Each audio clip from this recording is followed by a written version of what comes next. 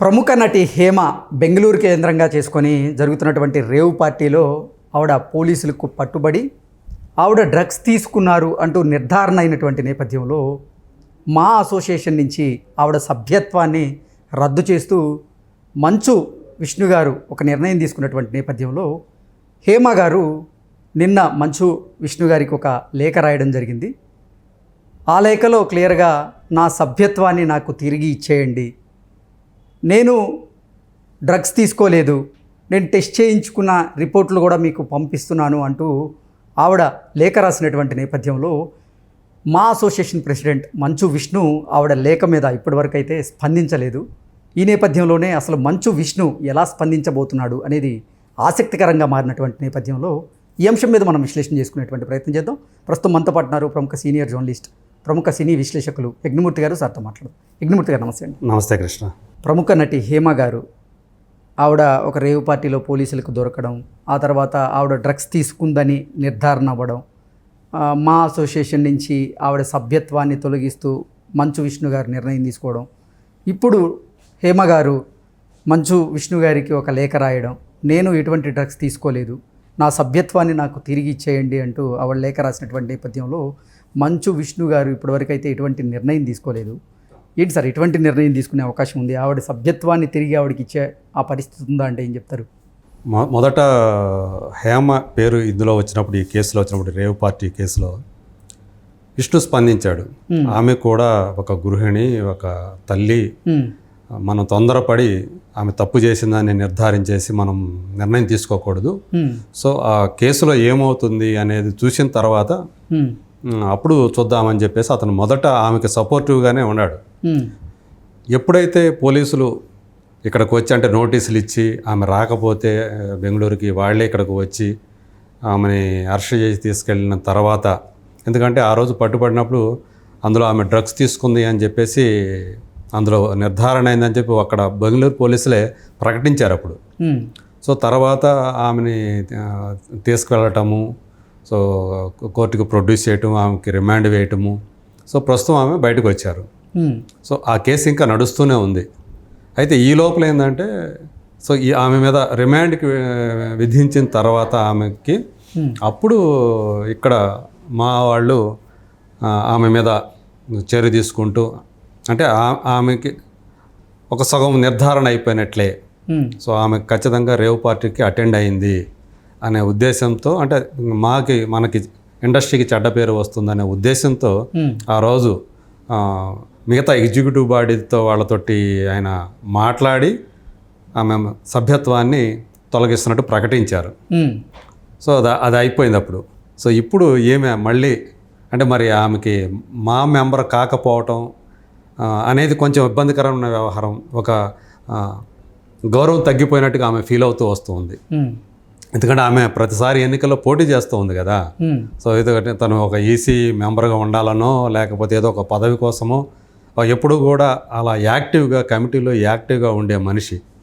So అందుకని అసలు మా సభ్యత్వమే లేకపోతే ఆమె ఒక రకంగా చెప్పాలంటే విలవల్లాడిపోతూ ఉంది అప్పటి నుంచి కూడా. సో తను అందరూ కూడా దోషిగా చూస్తున్నారని ఆమె ఫీల్ అవుతూ ఉంది. అందుగురించి నిన్న మళ్ళీ ఒక లెటర్ పెట్టింది. సో నా సభ్యత్వాన్ని నాకు ఇప్పించండి, మళ్ళీ పునరుద్ధరించండి. సో నేను ఇంకా ఏ తప్పు చేయలేదు, ఏ తప్పు చేయను అని దానికి మళ్ళీ అదనంగా తను పెడుతున్న ఏ లెటర్ అయితే ఉందో దానికి ఇంకొక కాపీని ఒక అటెస్ట్ చేసింది. అదేంటి, తన డ్రగ్స్కి సంబంధించి చేసినటువంటి టెస్ట్కి సంబంధించినటువంటి రిజల్ట్ ఏదైతే ఉందో రిపోర్టు, దాన్ని కూడా సబ్మిట్ చేసింది. సో ఆ డాక్టర్స్ రిపోర్టు కూడా.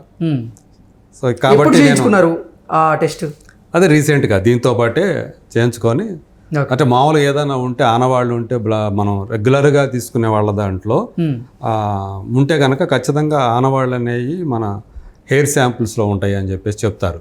హెయిర్లో ఉంటాయి. సో బ్లడ్లో దొరకపోయినా, యూరిన్లో దొరకపోయినా వెంట్రుకలో రెగ్యులర్గా తీసుకునే వాళ్ళే కనిపిస్తాయి. సో ఇప్పుడు ఏమి ఇచ్చిన దాని ప్రకారం ఆమె రెగ్యులర్గా తీసుకోవట్లేదు అనేది మనం ఒక అనుకోవాల్సి ఉంటుంది. అంటే దానికి సంబంధించిన అన్ని రిపోర్ట్లు కూడా ఆమె సబ్మిట్ చేసింది. సో నేను డ్రగ్స్ ఏం తీసుకోవట్లేదు, రెగ్యులర్గా తీసుకునే వ్యక్తిని కాదు. సో దయచేసి కర్ణాటక పోలీసులు హేమ గారు డ్రగ్స్ తీసుకున్నట్లుగా నిర్ధారణ అయినట్లుగా కూడా కొన్ని వార్తలు చూసాం కదా మనం. అవును, అప్పుడు ఆ రోజుకి అందరినీ కూడా తీసుకున్నారు. సో బహుశా అప్పుడు ఆ టైంకి తీసుకొని ఉండవచ్చు అని నేను అనుకుంటున్నాను. ఓకే. సో ఆ టైంలో మనకు తెలుసు కదా 2-3 రోజుల వరకే ఉంటాయి దాన్ని. సో కానీ ఎప్పుడైతే స్పాట్లోనే దొరికింది కాబట్టి స్పాట్లో అందరికీ కూడా తీసుకున్నారు. ఓకే. కానీ ఆమె ఏం చెప్పింది తర్వాత హైదరాబాద్కు వచ్చి పోలీసులు వచ్చి బెంగళూరు పోలీసులు ఇక్కడి నుంచి అక్కడికి తీసుకెళ్ళిన తర్వాత నాకు ఇప్పుడు దాకా నాకు టెస్టులు ఏం చేయలేదు, ఇప్పుడు చేశారు టెస్టులు తెలుసుకోండి అని చెప్పేసి కూడా చెప్పింది ఆమె. మీడియా వాళ్ళు వస్తే ఆమె దగ్గరికి గట్టిగా అరుస్తూ ఆ విషయం చెప్పింది. అయితే ఇప్పుడు దాకా అప్పటి నుంచి ఇప్పటి వరకు కూడా పోలీసులు కూడా మళ్ళీ ఇంతవరకు దానికి సంబంధించి బెంగళూరు పోలీసులు ఎవరైతే ఈ కేసును దర్యాప్తు చేస్తున్నారో వాళ్ళు ఇంతవరకు ఎలాంటి అధికారిక ప్రకటన చేయలేదు మళ్ళీ. సో ఏమవుతుందంటే ఇప్పుడు ఆమె బయటకు వచ్చింది, రిమాండ్ అయిపోయింది, జామీన్ మీద బయటకు వచ్చారు. అసలు కేసు కొట్టేశారా లేదా ఏంటి ఈ వివరాలు ఏమి మనకి ఇంకా తెలియదు. మనకు తెలిసినంత వరకు ఇంకా ఆ కేసు ఉంది అది. అవును. సో ఈమె బెయిల్ మీద జామీన్ మీద బయటకు వచ్చారు. సో అది మనకు తెలిసినటువంటి సమాచారం. సో ఇప్పుడు ఏంటంటే అంటే ఎక్కువ కాలం కనుక మా మెంబర్షిప్ అనేది లేకపోతే తనకు పరువు తక్కువగా భావిస్తూ ఉన్నందువల్లనే ఆమె మళ్ళీ నా మెంబర్షిప్ని పునరుద్ధరించండి మళ్ళీ సో అని చెప్పేసి ఆమె ఒక అభ్యర్థిస్తూ విష్ణుకి లెటర్ పెట్టింది. బహుశా ఇప్పుడు మరి అంటే నాకు కొంతవరకు ఆమె మీద సాఫ్ట్ కార్నర్ ఉంది కాబట్టి తమ తోటి నటి కాబట్టి బహుశా మరి ఇప్పుడు మా ఆఫీస్ బేరర్స్ ఏమన్నా సానుకూలంగా స్పందిస్తారేమో చూడాలి. బట్ ఇప్పటివరకు నిన్న ఆమె ఇచ్చినప్పటికీ కూడా ఇంకా దాని మీద ఇంకా మంచు విష్ణు ఇంకా స్పందించలేదు. ఎందుకంటే తను కూడా వ్యక్తిగతంగా తీసుకోవాల్సినటువంటి నిర్ణయం కాదు కాబట్టి కమిటీలో పెట్టాలి కాబట్టి ఒకవేళ దీని మీద కమిటీలో చర్చించి అప్పుడు ఆమె సభ్యత్వాన్ని పునరుద్ధరించాలా వద్దా అనే నిర్ణయం తీసుకునే అవకాశం ఉందని నేను అనుకుంటున్నాను. సో ఏదేమైనా ఈ విషయంలో చూస్తే మనం మొదటి నుంచి కూడా ఆమె నిజాయితీగా ఉన్నట్లయితే ఇక్కడ దాకా వచ్చి ఉండేది కాదనుకుంటాను నేను. ఎందుకంటే ఆమె అసలు నేను రేవ్ పార్టీలో లేను, నేను హైదరాబాద్లో ఉన్నాను, బెంగళూరులో లేను అని ఏవైతే నిజంగా రేవ్ పార్టీలో లేకపోతే కన్నడ పోలీసులు హైదరాబాద్కి వచ్చి మరి ఆవిడని అదుపులోకి తీసుకొని ఆవిడని అరెస్ట్ చేయాల్సినటువంటి అవసరం దేనికి వస్తుంది అంటారు? అవును, ఆమె వచ్చేటట్టు చేసింది ఆమె. వాళ్ళు ఎప్పుడైతే నోటీసులు ఇచ్చారో ఆ నోటీసులు ఇచ్చినప్పుడు అక్కడికి వెళ్ళున్నట్లయితే విచారణకి హాజరై ఉన్నట్లయితే ఇంత హడావుడి జరిగేది కాదు. ఈమె చేసుకున్న హడావుడి వల్లే ఇంకా అంటే మన సమీర్ చెప్పారు, యాక్టర్ సమీర్ మన ఇంటర్వ్యూలో. సో అక్కడ 120 మంది దొరికారు. 120 మందిలో మరి హేమ పేరు ఎందుకు ప్రముఖంగా వినిపించింది? ఎందుకంటే సెలబ్రిటీ కాబట్టి, అంటే సినిమా వాళ్ళంటే అపనంగా దొరుకుతారు, ఆ గ్లామర్ ఫీల్డ్ కాబట్టి ముందర వాళ్ళ పేర్లు బయటకు వస్తాయి. మిగతా వాళ్ళు ఎవరో చడి చప్పుడు అంటే ఎవరో కూడా తెలియదు మీడియాకి. ఎందుకు కొంతమంది రాజకీయ ప్రముఖుల పేర్లు కూడా వినపడ్డాయి కదా, వినిపించే అంతే. అంటే 120 మంది ఉన్నారు కదా, ఎవరైతే సెలబ్రిటీలు ఉంటారో వాళ్ళ పేర్లే వినిపిస్తాయని అతను చెప్పిందంటే కూడా ఉద్దేశం అదే. సో అట్లా హేమ అలా ఆమె పేరు ప్రముఖంగా మనకెందుకంటే ఆమె సీనియర్ యాక్టర్ కాబట్టి ఇక్కడ, మిగతా వాళ్ళు ఇంకొక యాక్టర్ కూడా ఉంది కాకపోతే ఆమె జూనియర్ కాబట్టి ఈ మధ్య వచ్చింది కాబట్టి ఆమె పేరు పెద్దగా అందరికీ తెలియదు. కాబట్టి హేమ అలా కాదు కదా, ఆల్మోస్ట్ 25 ఏళ్ల నుంచి ఇండస్ట్రీలో ఉన్న నటి, ఎంతో కొంత పాపులారిటీ ఉన్న నటి, పైగా మాలో యాక్టివ్గా ఉండే ఆమె. సో అందువల్ల ఆమె పేరు బయటకు బాగా పేరు వచ్చింది. ఆమెమో కొంచెం ఓవర్ యాక్షన్ చేసేసి నేను ఇక్కడ హైదరాబాద్లో ఇంట్లో ఉన్నాను, తోటలో ఉన్నాను, ఫస్ట్ టైం ఇక్కడ ఫామ్ హౌస్లో ఉన్నాను హైదరాబాద్లో అని చెప్పేసి చెప్పింది. తర్వాత నేను వంట చేసుకున్నాను నా ఇంట్లో అని చెప్పేసి బిర్యానీ ఇట్లాంటి చేష్టలు చేసింది. తర్వాత పోలీసులు ఆమెకు నోటీసులు పంపిస్తే ఆమె స్పందించలేదు, రాలేదు, అక్కడికి విచారణకి వెళ్ళలేదు.